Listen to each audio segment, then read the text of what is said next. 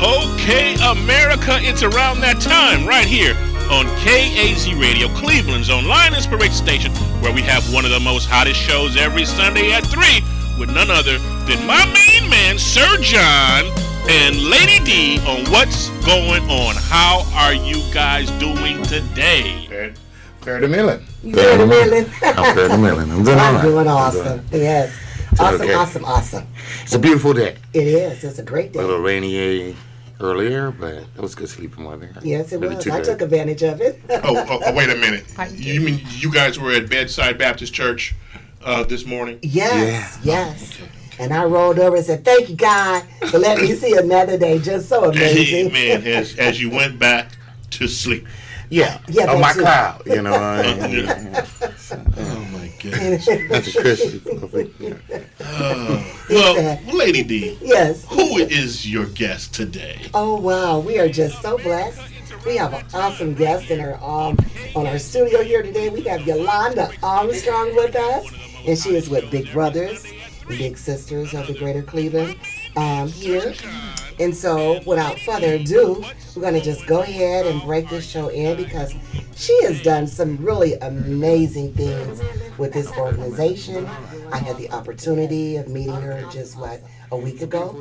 Yeah. We were downtown at the Flats for one of the engagements that you all had. Yes, did? Definitely. Yes. Our Big Dreams, Little Future. Yes.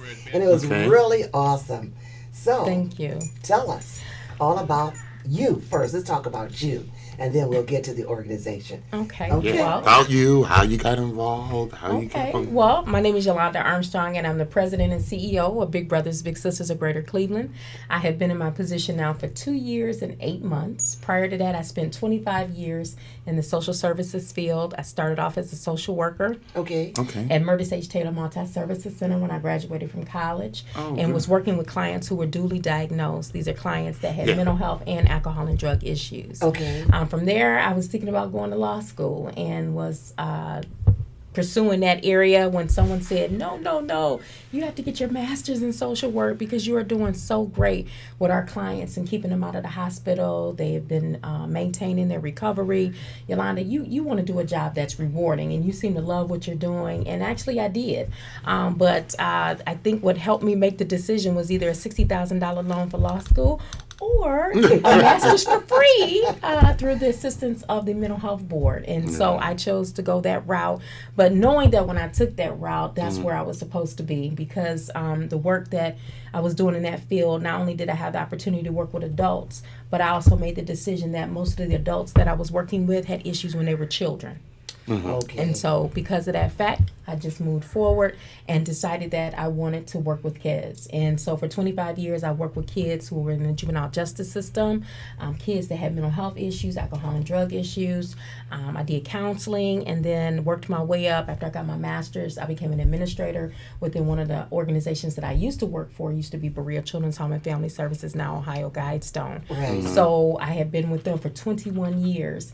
And with that being said, I had the opportunity to interview for this wonderful position as the president of Big Brothers Big Sisters of Greater Cleveland. And unbeknownst to me, I didn't realize this is where I was supposed to be. And what I mean by that is majority of the people who inspired and motivated me were mentors that were outside of my family. And I didn't look at it that way, but that's what was happening. So with that being said, was blessed with that opportunity, and now running one of the largest mentoring programs in the world. And I've just been so blessed because I love the kids that we work with. We have a wonderful staff that really are committed to working with our young people. And so our mission is to work with kids who are facing adversity, to inspire and motivate them to succeed. When I say that, that means they have the opportunity to have a professionally supported organization that's going to help mentor them.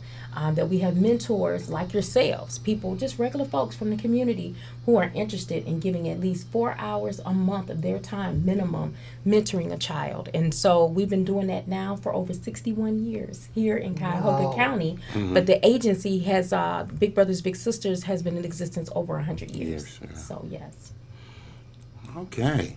That is a lot. That is a lot. That is a lot to take in. Yes. Question. Yes. and it's like a twofold question. You mentioned that a lot of work you did with juveniles and adults, social work, but also part of the system in and out of juvenile systems and things like that. What is the pros and cons? What's good and bad about our juvenile system? Oh, wow. When I think of our juvenile system, I think we really, really need to look at what we can do to divert kids from the system. I think that needs to be looked at first. When we look at what's actually happening in the juvenile justice system, I think we need to have more supportive programs in the system so that even if kids are locked up, that they still have some type of wraparound service so that when they leave out of the system, they will have a sense of direction, a clearer direction. They live with something to give them something that will build up instead of take away. Exactly, because what happens is while they're locked up, whatever they're doing there, I have to be realistic with you. Kids learn new things. True. And decide they may want to try it out when they come into the community. Mm-hmm. I just think it's important that if we try to guide them while they're in the system, that when they do come back into the neighborhood in which they live in, they have an idea of which direction they want to go, whether it's going back to school, whether it's trying to get a job, whether it just all depends on what they're doing in their life that they're coming back to. A lot of the kids who are in the system, we know, have issues as it relates to car theft, drugs, family violence, domestic violence, a lot of those issues. And so when you put a child in that system, in a system like a juvenile justice system, but don't give them any type of intervention while they're there, I think they will not be successful when they come out. Because then now it's all about a social worker trying to connect them to those services now that they're out of the system, when I think it should be going on within the system, having that support, and so they'll have a sense of direction when they get out. Well, that's a nice way to put it. So, not to say to that, because I somewhat agree. So, instead of the criminals having their educational system in our juvenile system, they're rehabilitated. Mm-hmm. It sounds like you're saying the key for rehabilitation is to start when they're young, when they're in the system, if they get in the system, and have those supportive systems start right there and then there. Mm-hmm. That's true. That's true. I think, do I think that, and we're again talking about juveniles, so we're talking about teenagers. When I think about juveniles, I'm thinking about the kids that are 16, 17 years old, that they're getting ready to come out of the system. If they don't have those services wrapped around them while they're in, then they're going to get educated by their fellow criminals. Well, that's true too. Yeah. But I think you have to have an intervention in the system in order for them to not listen to those criminals who have just decided that this is going to be a career for me. Right. Okay, so, and then when I think of our younger kids that are in the system, we're talking about our 13, 14-year-olds, for whatever reason, ended up in the system, definitely that will be the time I think the intervention will truly work, because you're catching them younger versus older. And giving them the opportunity to make that choice. That's true, too. A clear choice. Mm-hmm, definitely. And then, two, the other thing is, what kind of support system are they coming from? So when you let kids, when they're released from the prison system or the juvenile court system, when they're released, they're going back to that same neighborhood, going back into that same environment, and then also going back into the same home. So what tools you can have so they can have that support and be able to know how to get it. And a lot of times they don't get it till after they get out. A little bit late. For some. And then there's some, I think majority of the kids, depending on what the situation is, because they're starting to put more social workers in the system as well. So I do know that because I have a friend that works now in one of the juvenile systems, and they have social workers in there now trying to work with the younger kids. So, but you had asked me what do I think what doesn't work. Definitely, if you don't have intervention already in the system, trying to work with them to prepare them when they get out, then it's not going to be successful. All right. Well, that's and down. You can jump in. Okay. Go ahead, John. The Scare Straight program. Do you think that's a good program? I thought it was a good program way back when. Okay. I used to run one of the largest juvenile court diversion programs in Cuyahoga County. And the Scare Straight program worked really well for our kids who had never been in the system but was well on their way. Okay. But it was an intervention that we used to have them have that opportunity to go to an adult prison and to see what life could be like for them if they continue on the path that they were going. And so with that being said, does it work now?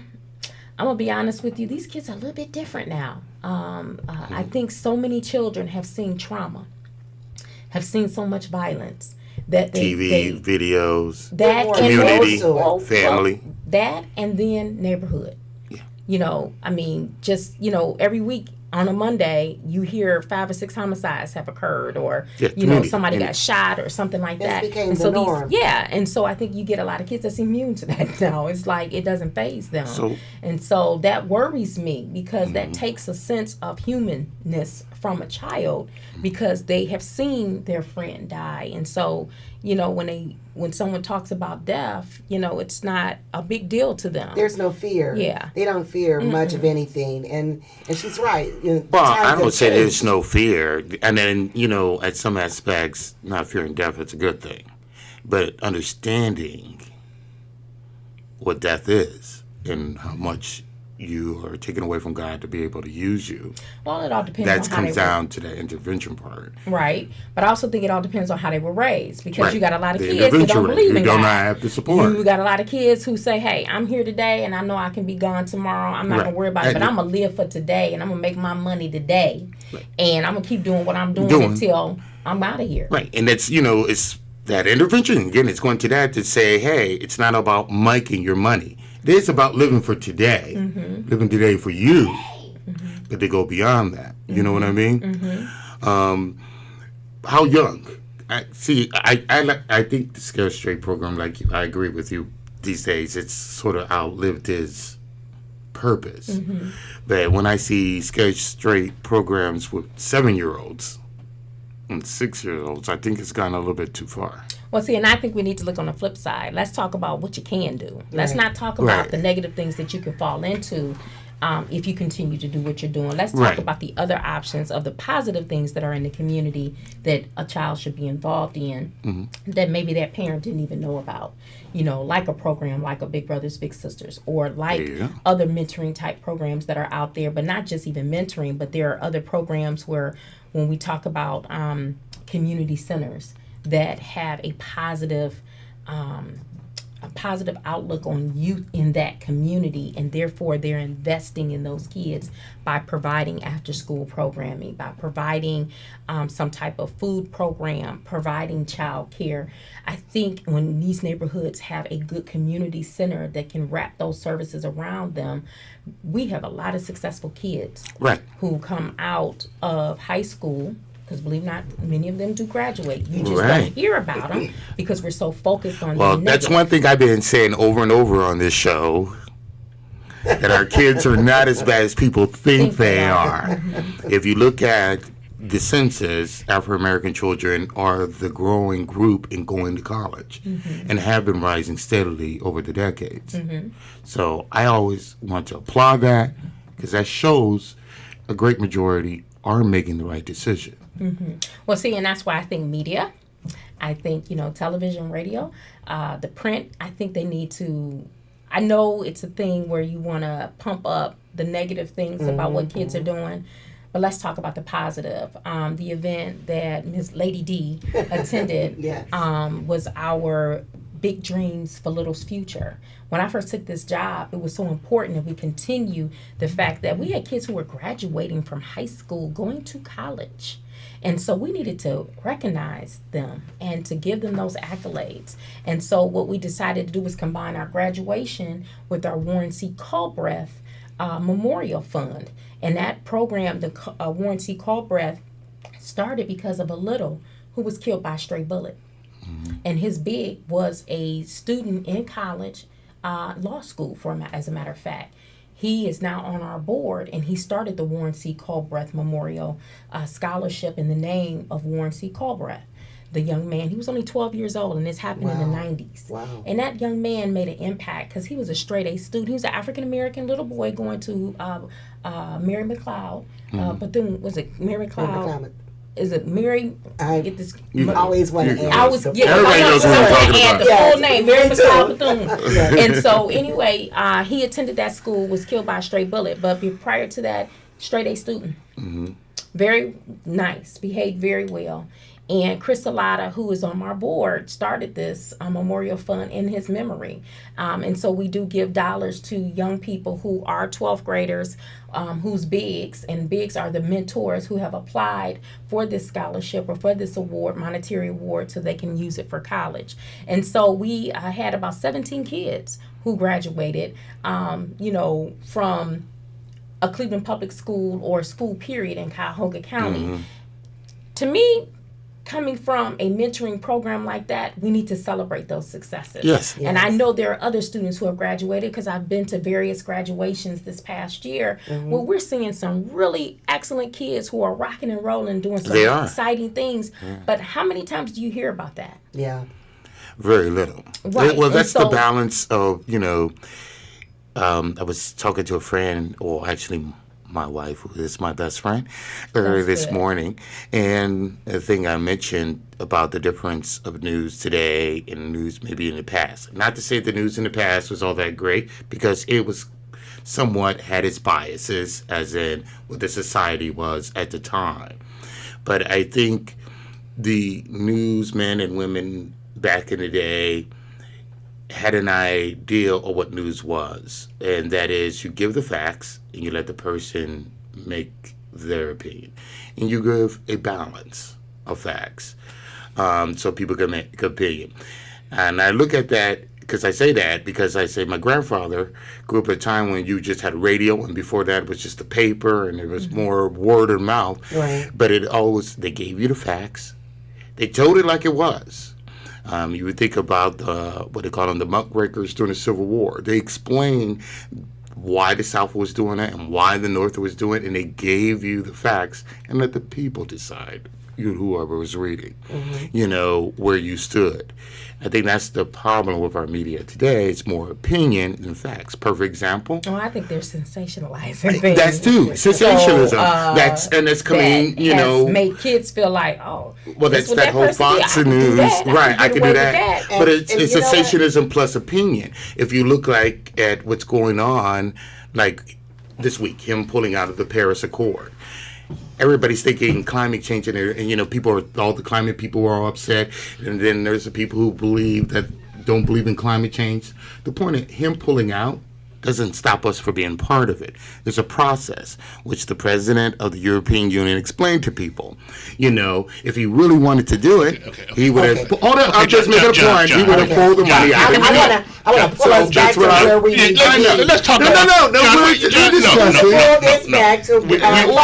just discussing about cessation. I'm getting back that. No. Wait a minute. Let's get down to the nitty-gritty. Here again, we need to bring back and focus on our children. And that is focusing on our children. And having the media focus on. That's what I'm talking about. Media has nothing to do with it. No. But the children listen. And if children do listen, but I think our children are also we have smart. To give them we have more. Some children are very smart enough to know that there's something else going on. Exactly. And there's something else going on, and they're focusing on that. But we all know that there's something else that's going on. And we should show about it. Yolanda. Okay, let's hear Larry. That's Yolanda. Okay, come on, Larry. Let's get real with it. Okay. If a kid is watching the news, he's a pretty bright kid. Most kids don't watch the news. The problem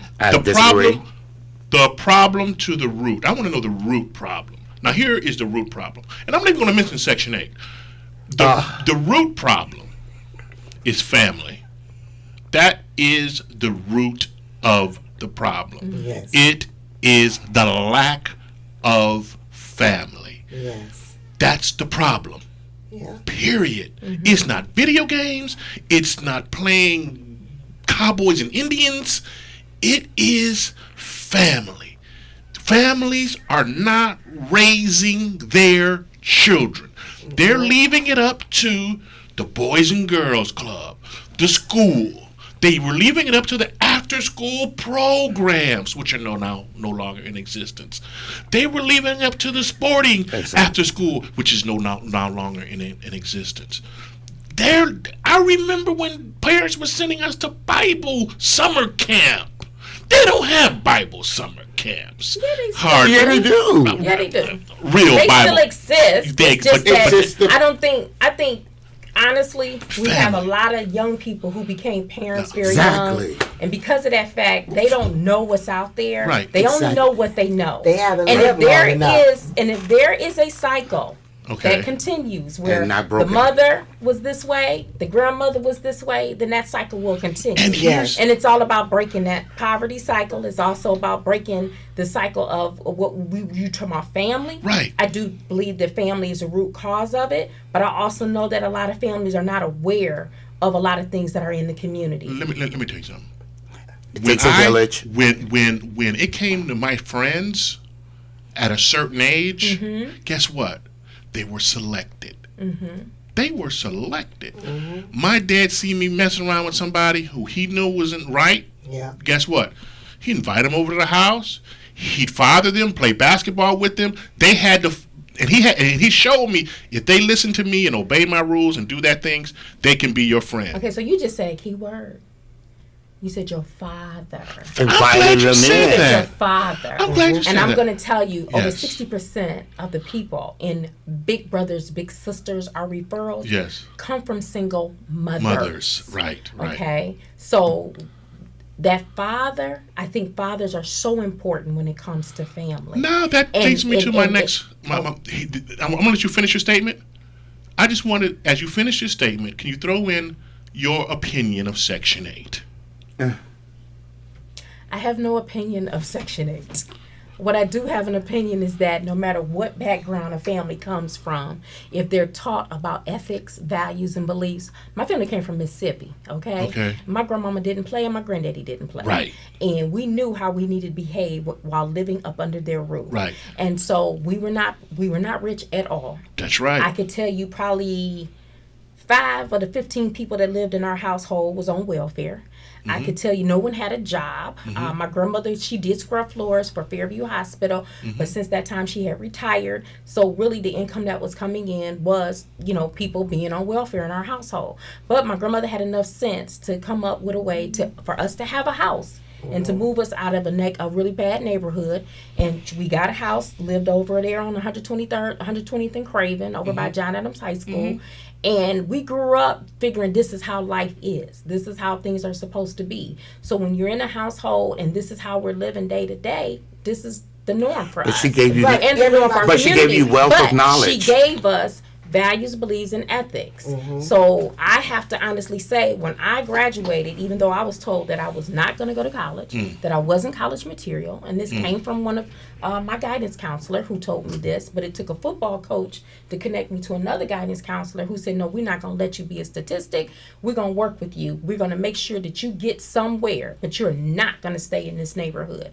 With that being said, the point that I'm trying to make is that when we talk about family and me being a clinical therapist, chemical dependency counselor in my past life before I switched to this position, the one thing I notice is that people make the assumption just because people come from poverty, they have no sense.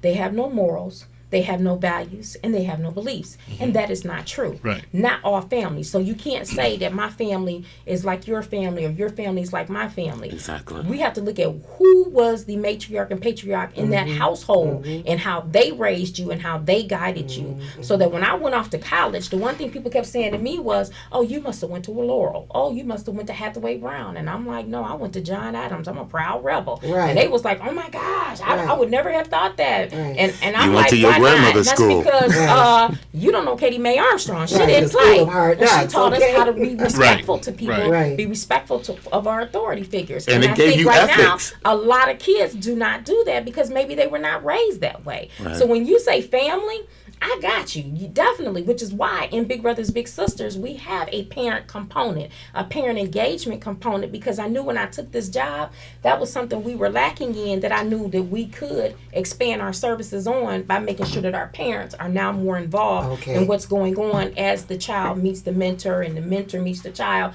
that the parent is involved in that process. And then we try to do twice a year where we try to do some type of get together with parent engagement, because you can't move move a program forward or see a child successful if the parent hasn't bought into it. Right. It's right. one thing for a parent to call and make a referral Right. and want to say, I want my kid in this program, but we let them know up front. They got to As do you their let your part. kid in this program, you want your child in this You're in the program, program then you're too. in it too. Right. Exactly. And then when they see that, the child see that, they can see the connection, and it's more that they're listening or taking in with you guys or the mentor. Well, Yeah, yeah, but you're because you, building a bond right there Right. with that family and that Exactly. student. yes, because And you're building a support system. Because what you don't know is for some families, especially those that I've done clinical therapy with, I have had kids who probably their self-esteem was very low. They had a lot of issues, but it was because of the family. Yeah. It wasn't because of the people outside the family. Right. It was because they were talked about really bad. It was because little Johnny looks just like his daddy, and the daddy was no good because Right. he didn't do this and this, and therefore mommy took it out on little Johnny, and that's not fair to little Johnny. No. And of course, little Johnny saying, "Well, she don't like me because I remind her of my daddy." Right, and And, that's so, bad. and that's really bad. And so for me, and this is one of the things I talked about in the work that I was doing with someone else, we were talking about the African American family. Where are we now? Look how far we've gotten, and look how much further we have to go in order to bring this family system back together. And when I say family system, we all know that in African American families, it's not just a mother, father, and two kids and a little dog. No, we're talking about the extended family that are part of that process. We're talking about the grandparents still living at home with the parents who are helping the grandparents and help raise their kids. But we have lost that sense of value of family. We've lost the purpose of what family is all about, and this is what we need to gravitate ourselves back towards. But not only that, about helping each other. Right. We had And totally it's about forgotten about helping each other. community, and So reaching in and your everyone being a part. organization, Are you, this organization, teaching families how to be families? Is there a program there for Or are there programs out there?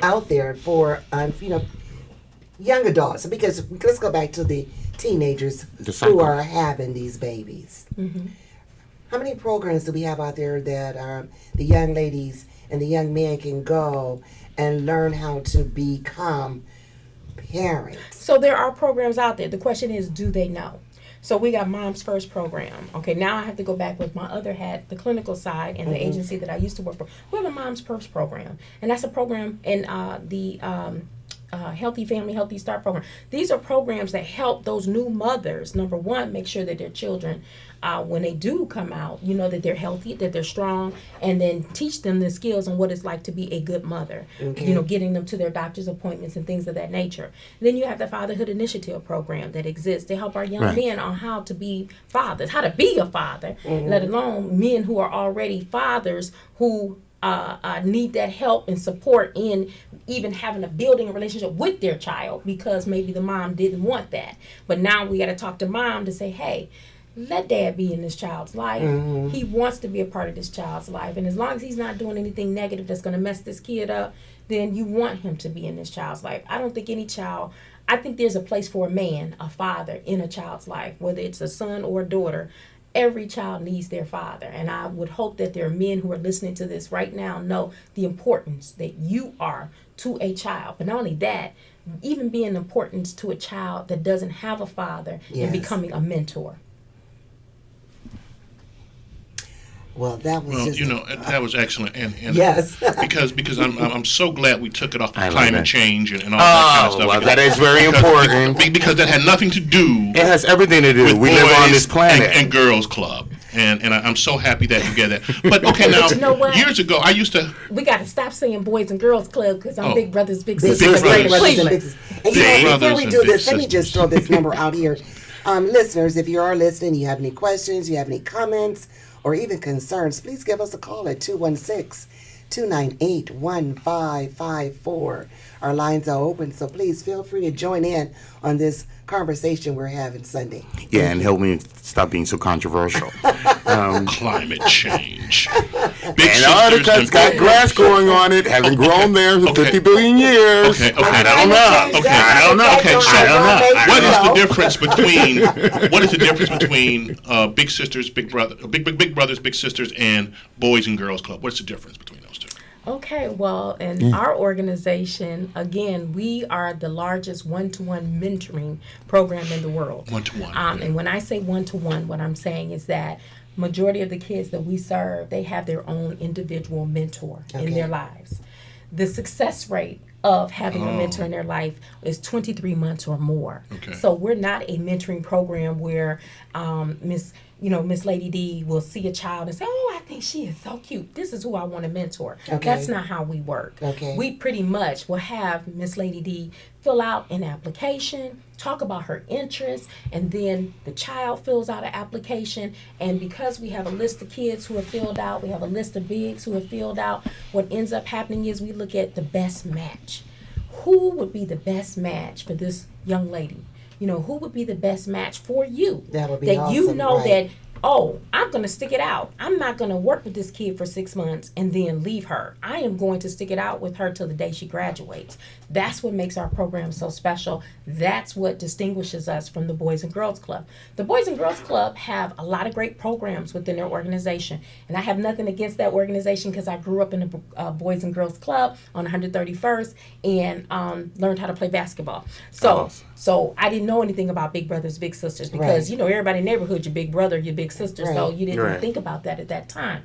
But I also know that the one that exists now, they have a lot of satellite areas where they actually provide services, after school program and things of that nature. Again, what distinguishes us is that we're primarily all about mentoring. And since I've come on board, we're also all about wrapping services around the kids because we know that mentoring isn't the be all, the end all. We know that we're experts in mentoring, but we will need somebody that's an expert in making sure that these kids eat every day. So where are the pantries at? So I make sure that my staff is very much involved in the community by attending what we call the neighborhood collaboratives. They go to the collabs, they get all the information about mental health, alcohol and drug, because that's not what we specialize in our organization. But guess what? We can wrap those services around a kid. So when mom calls and say, Miss Yolanda, this is what's going on with him and da-da-da-da, and I'll let her know, we don't do that, but guess what? I got a program for you. Or we pick up the phone, there's this line 211, and you can get that information from there as well about working with you. But what I don't want to see happen is a parent call and I can't help them in no way, shape, or form. Or a kid calls. A child may call. But what I do want to make sure is that whatever we can't do, that we will connect you before we hang up this phone in getting him or her in a camp program. Or getting him and her in some type of counseling program because, maybe he just saw the death of his nephew. And now mom doesn't know what to do. I mentioned something about single moms and the percentage of single moms that we do have. Well, that's because we have a lot of moms out there that are working 2 and 3 jobs, trying to make ends meet, trying to, keep the lights on, things of that nature. Whether they on Section 8 or not, they need help because they don't want to see their child end up in the system. Now, I have a special program that I haven't had the opportunity to discuss, but I know God willing, this will not happen. But we have a program called Amachi. And Amachi is a program for kids whose parents, one or the other, are in prison. And and that's a federally funded program that we have. And so we do provide mentors for kids whose parents are in prison because we don't want to see them go down that road. And I remember the first year when I took this position, there was an inmate who sent me a letter who thanked me because he saw a difference in his son's life with this mentor and just wanted to say thank you for being in my son's life. He said, because I don't want my son to end up where I am. So that's how I know programs work. That's how I know the mentoring works. That's how I know Big Brothers, Big Sisters, the answer to some of the ills that we're having with our young people if we don't get out and help others to help wanting to become members to help inspire and motivate our kids. What's the funding? How is this Big Sister and Big Brothers funded? Okay, so I would probably say about 50% of our funding comes from federal, state, and local government. The other half of our funding comes from fundraising, like the event, the Big Dreams for Little Future. We have a national event that there's 305 Big Brothers, Big Sisters in North America? United States. Yeah, in the United States. And that includes Hawaii. I talk to them all the time. And so with that being said, we have what we call the Bowl for Kids' Sake, which is nationally known. and it's our event that we do. And so we have a bowl for kids' sake here in Cleveland. Unfortunately, prior to me coming on board, the numbers have gone down tremendously. But now that I have taken this position and we've hired some new staff, we're getting new marketing materials, we're now reaching out to big organizations as well as small organizations, especially our construction and manufacturing companies, to let them know that, you know what, every little bit helps. And if you could be a part of Bold for Kids' Sake to help raise dollars for the kids that we're servicing, that would be great. Because as we know, number 45 is in office. And we know I was going to go that there. a lot of the funding is 45. going I don't quite to go understand. a away. lot of the funding is understands. going to go away. It's going to go away. And when that funding goes, we have to be prepared for that. Right. And so I am trying to prepare my board now by saying I was gonna ask we you have that. to do more individual fundraising. Be We have able to to do stand on more your own, be organization. as a We group, have as to. an organization, We have to yeah. diversify our funding. Correct. Otherwise, we're not going to survive.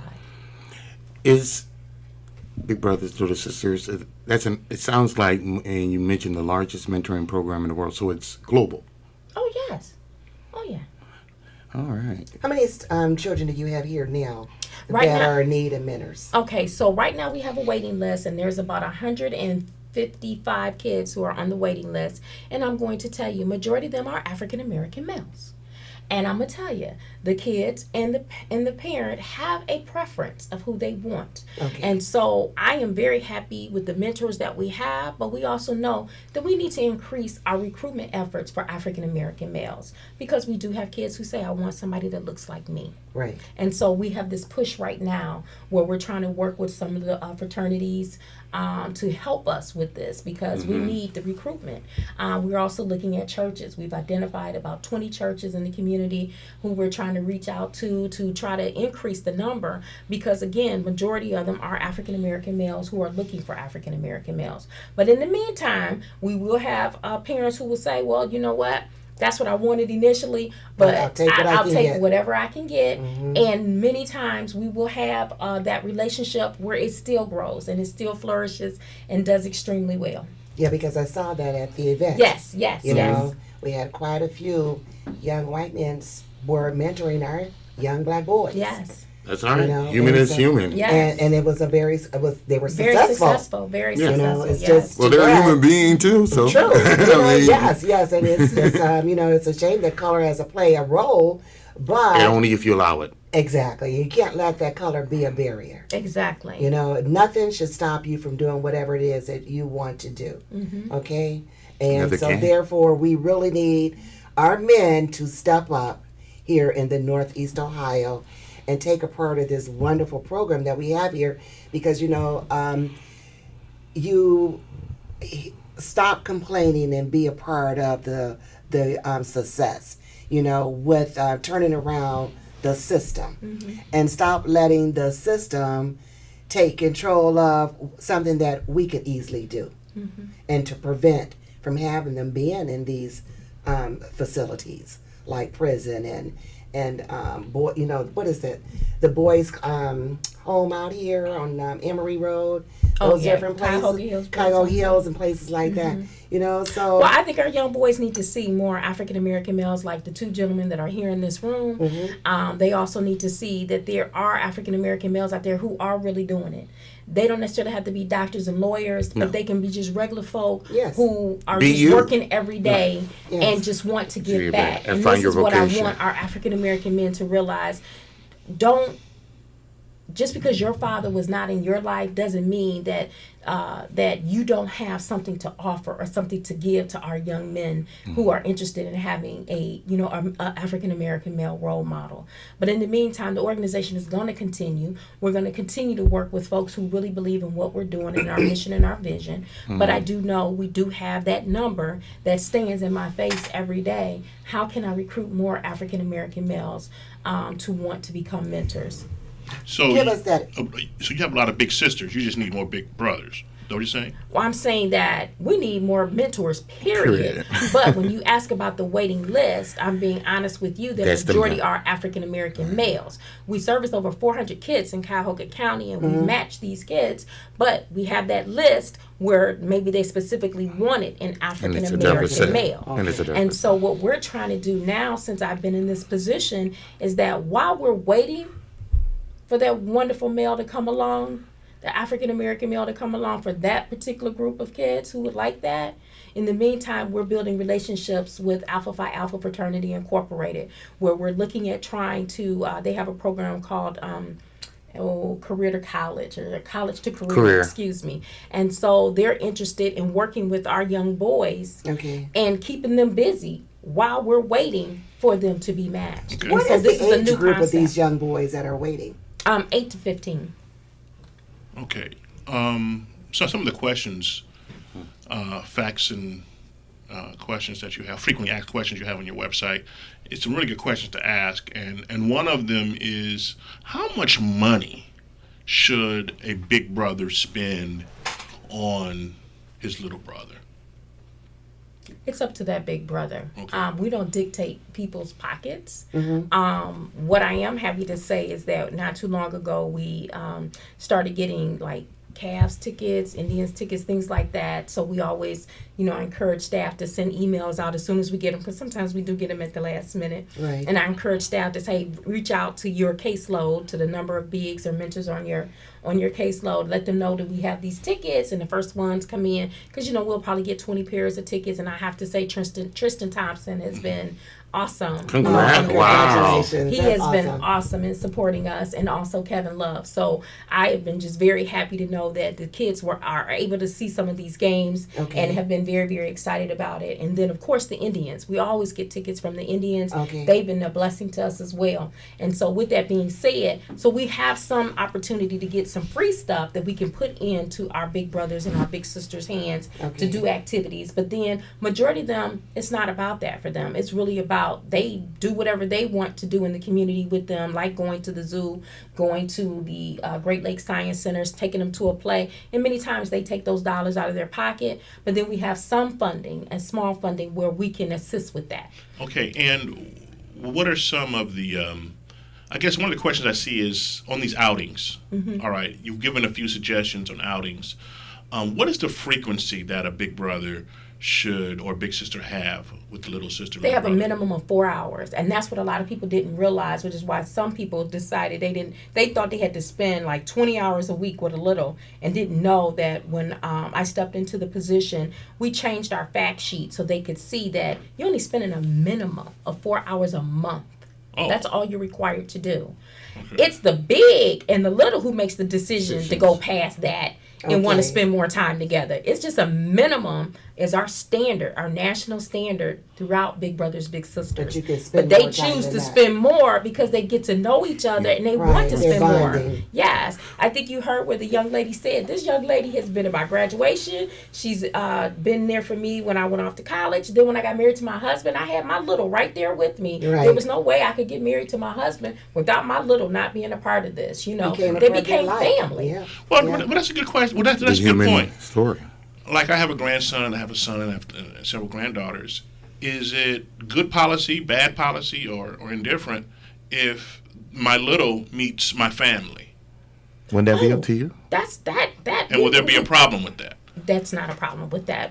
All we require is that you have to wait, I believe it's 3 to 6 months before you do that. Okay. But know that as a big, if you are married, we're going to, so when we recruit our bigs, you go through a process. Yeah, it's definitely a vetting process. And I know some people feel like it takes forever, but we all know what's out here. And we have to be careful as to who we choose to be our big brothers and big sisters for our littles. With that being said, if you're married and you didn't put on there that you were married, and then we find out in the interview process, we're going to ask, well, why didn't you put your wife's name down as a reference? Oh, I wasn't thinking about it. Guess what? That's a red flag for us.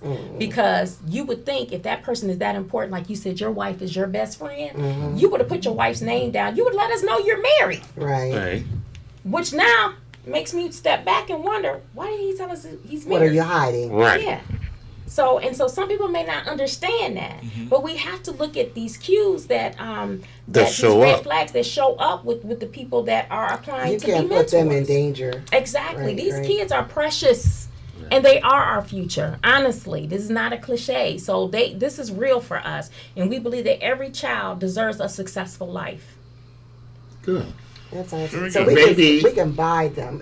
If I had a little sister, I can take, if she needed school clothes or whatever, I can shop for her. And That's do things. that is up your to you. decision There's to no do that. problem. That's up to you. You mentioned but your- I would say, Uh, out of now, this is my clinical therapist side of Right. it. Make sure you okay that with With the the parents, parents, right. Because the one thing I've learned, even as a therapist, when I used to go to kids' houses, and the parent, I come in, I do the work with their child. This is a kid that probably wasn't going to school every day. I remember a mom saying to me, "How is it that she gets up every morning for you, but she doesn't get up for me? That's, she does everything for you, but she doesn't do it for me." Right. And I realized then that I had to basically model for mom what she needed to do as a mom Right. to do for her child, because her child was totally blowing her off and paying attention more to me, and that's not what we wanted. We're all about keeping families together. So you had to know So that to in your integrate case- her right, into what you were doing. exactly. So in your case, before you even think about buying or anything, you want to have a good relationship with With the mom and say, parent. "Miss Davis, I just conversation.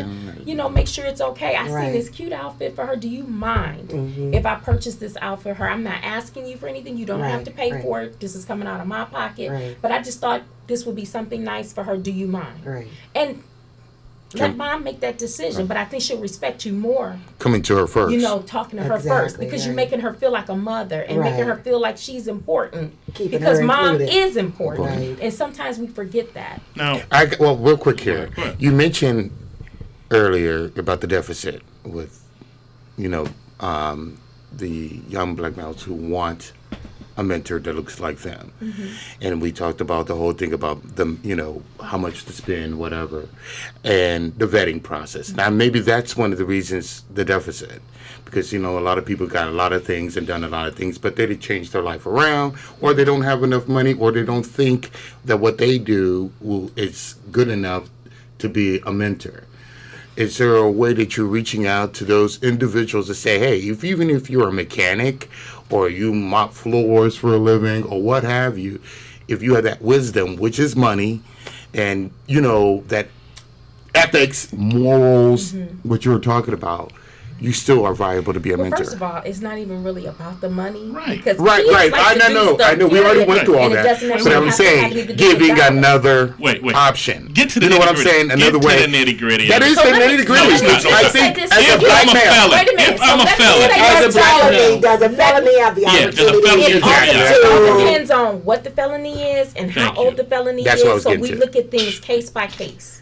right. mopping floors. Well, no. Who cares? I mean, you got some people that really think, because what they do is not, maybe, I can't, I'm not super brains. I have nothing to offer there, So, Sir John, I'm glad you talking said that. that, because I'm glad you because said I that. talk to people in our bank where I work, and I asked them, some of the young men who are, and they make pretty good money, but I asked them, I said, well, you ever thought about doing some volunteer work? Oh man, what I do?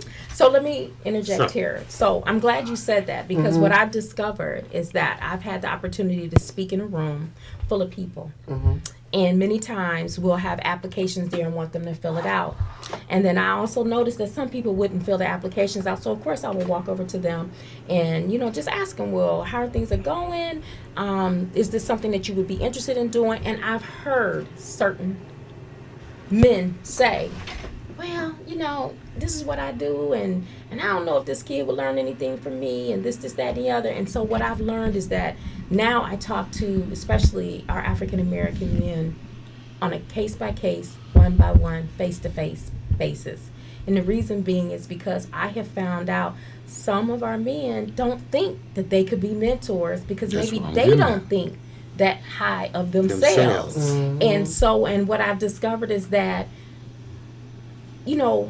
God put people in your life for a reason. Yeah, all the time. And so I truly believe that when I meet someone and I'm talking to them and we're genuine with one another, that there is something in you that is good. Just the fact that you're sitting here, that you have an interest in wanting to be a mentor, means a lot to me, and lets me know that you are taking the next step in the right direction. What you do for a living, that shouldn't have anything to do with it, unless we're talking about something negative. Right. But 9 times out of 10, that's not who's sitting there. Right. It's someone that has what you call the blue collar job, quote unquote. someone who may not feel like, well, what I do for a living is, is not worthy. Are you crazy? It's those jobs that help many of us go to college. It's those jobs that help, whether you worked on the Amtrak or was a conductor or worked for the airlines sweeping and mopping floors. Many of them sent their kids off on that income to college. Yeah. So the one thing I try to do out is bring the good out in those persons and let them know that you are the right person for our organization, and we're going to match you up with the right child so that they can appreciate what you do. But I think any child should appreciate no matter what you do for a living, because it's not about what you do for a living. It's what you're giving. It's you taking an interest into that child. And time is special. It is. Time is and so kids special. don't, they just be happy to know that you're listening to them. Right. That you will even have a conversation with them and ask them, well, how was your day today? Yeah. What teacher do you like? What subject don't you like?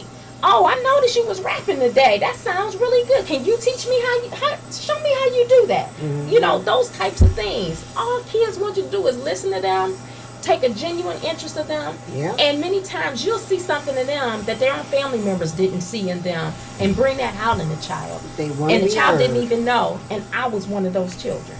Right. Good. And you know what? That's something that lasts a lifetime. Yes, because it does. My son, who's 32 years old, we talk, and he loves to talk to me. And he loves to listen and take advice. And I notice that that's something that just doesn't really go away. I love talking to my dad. I don't talk to him as often as probably he would like me to. But that communication with father and son is invaluable. And I'm almost certain. Here's a question: what's the lifespan of a big brother and a little? I mean, the relationship. Are there some now that are 10 years into it, 20 years into it? I mean, they just good gosh. buddies. Well, let me just say this to you. I want to share with you about a new program that we started called Bigs and Blue. But just so you know, we had a young lady that spoke at our event, and she was a little way back when. And matter of fact, I used to supervise her and had no idea she had any affiliation as a little in the past in my previous job. Anyway, she told her story, and to this day, now this young lady who spoke is probably in her mid-30s, early 40s. I don't want to say how old her big is, but her big has been a part of her life for over 30 years. Amazing. So with that, I hope that answers your question, because that's just how long that relationship continues. We have a wonderful gentleman who showed up. Yes. Larissa Malcolm. That was awesome. That was an awesome story that she shared about her big.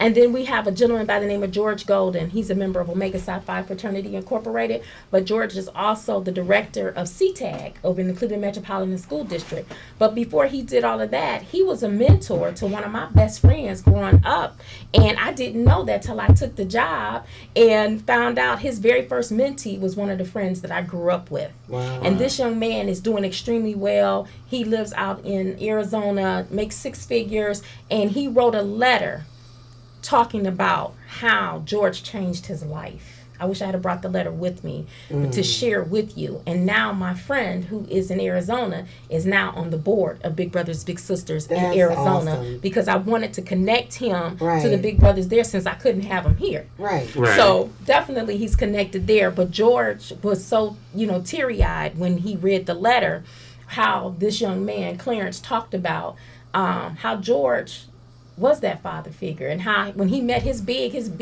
was the same complexion as him, wore glasses just like him, and could have been his father. Okay. And how that bond and the things that he learned from George lasted a lifetime. To this is why I am who I am to this day as a father to my 2 children, because George taught me how to be a father. See, it was so touching. And I'm 50 years old. I know my friend is 50 years old, and I'm not going to tell you how old George is, but George is much older. So to know that George still has that relationship with Clarence is awesome. That is really awesome. And that's probably George's 3rd or 4th. He has had at least 4, I believe, young men that he has worked with through our program. And now he sits on what we called our OCJS Advisory Council to help us to recruit more bigs. That's awesome. That is really awesome. That is really, really good. Oh, it's just amazing. Thank you. And and that's the thing. We need to tell our story more, because I think that's the problem. Yes. When prior to me coming on board, a lot of people were kind of wondering, where is Big Brothers Big Sisters? I haven't heard about that in so long. And so one of the things we're trying to do now is spend more time in marketing, spend more time trying to get our name, the resurgence of our brand, because our brand remind is people awesome you're in the brand. community yes, still. and so You're they here. don't mix us up with another organization. Yeah, and I apologize. so that they're real clear. Oh, there's a difference between the two. But keep in mind, we are good friends. I love Ron There Soder you go. over at Boys and Girls Club. Ron. So definitely, and just so you know, for the record, he has been a big and has been a big brother for Big Brothers Big Sisters. So Wow. yeah. That is awesome. Well, Yolanda, please tell us, how can they give us the information? Where can they call? Where can they go? Where's the website? Give our audience all the information if they're interested in being a big or a sister or a little or. Okay, well, Tell great. us. Well, good. So one of the things you can do is we have our website is www.wementoryouth,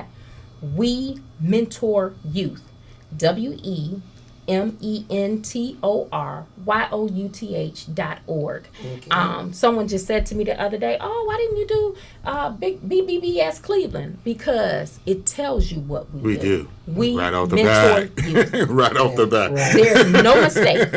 And then you can always like call that. us. You can call us at my direct line is 216-452-5211, and definitely can direct you to what we call our customer service person. She's our first introduction or Okay. your first introduction when you call our agency. So if you want to reach her, our number is 216-621.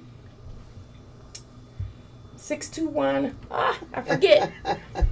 Is it on here somewhere? Yes, it is. Yeah, It's right there. 621. 621-8223. You can give that call, that line a call, and then you will reach our customer service person. She is the first, or he is the first person, our intro into our organization, and we'll ask you the questions. Why are you calling to be a mentor? Are you calling to be a big? Being mentor and big is the same in our organization. And then we can get an application out to you. And I have to be honest with you, there is a process, but understand it is a process because these kids are precious. And we just cannot have just anybody working with our kids. That's right. So I just ask people to be patient. I know for some people they may say, "Oh, you have it take forever to become a big. I wanted to do this 1 month." Well, there's so many things that are going on because, as you know, we talked about funding. Putting funding in place so that we can continue to do the good work that we do in the community. But then also, the other thing that I wanted to mention is that we recently got some new funding. So I'm very happy to say the Cleveland Indians, the Larry Doby Foundation, just gave us $66,000 to start our Bigs in Blue, which is Excellent. our mentoring program where police officers will be All right. spending 4 hours a month, a minimum, just like anybody else, Okay. with the child in the community. And so we're happy to have that partnership with the 4th District Police Awesome, Department. 'cause we and need I that am so well on much. my way making sure that we have that relationship with other police departments throughout Cuyahoga County, because I don't want people to think we just serve Cleveland. No, we don't. Right. We're Big Brothers Big Sisters of Greater Cleveland. So Right. we service all of Cuyahoga County. Excellent. Excellent. And this is what the community has been outcrying. Well, that's one of the things that, Yes. that they It's we've been a very been saying, hit and it's topic. that sounds like a great. And And I so love that. you talked about, people talking the talk and not walking the walk. And when I took this position 2 years and 8 months ago, one of the first things I did was send a letter to Chief Williams, letting him know that I've now Robert moved Williams. over to another position. This is what I'm doing, and I would love to build a relationship with our police department, which is what I wanted to do in my previous position. And I think mentoring is the way. And so then a month later, the Tamir Rice situation occurred, devastation, just so much had happened. Right. Our kids were in an uproar, our police was in an uproar. But I just want our listeners to know that there's good and bad And all around us in And any all of us profession. and everything. But I do believe that I grew up respecting police officers. They were our support system. They were our go-to people when we saw something wrong, and they provided service to families in the communities. And so what I want to say is that there are police officers who are stepping up to the plate to become a mentor in our organization prior to us even starting Bigs and Blue. Right. This They is were really already aw- with this us. is That's really sounds like a awesome. great program. This is really awesome, and you know what? We could just go on and on. I am so glad you're doing all this wonderful work here in our community, and we can't thank you enough for One of coming those on. tools again. This show. She mentioned it. Tools. Thank you for coming on with What's Going On with Sir John. And Lady D. Don't forget.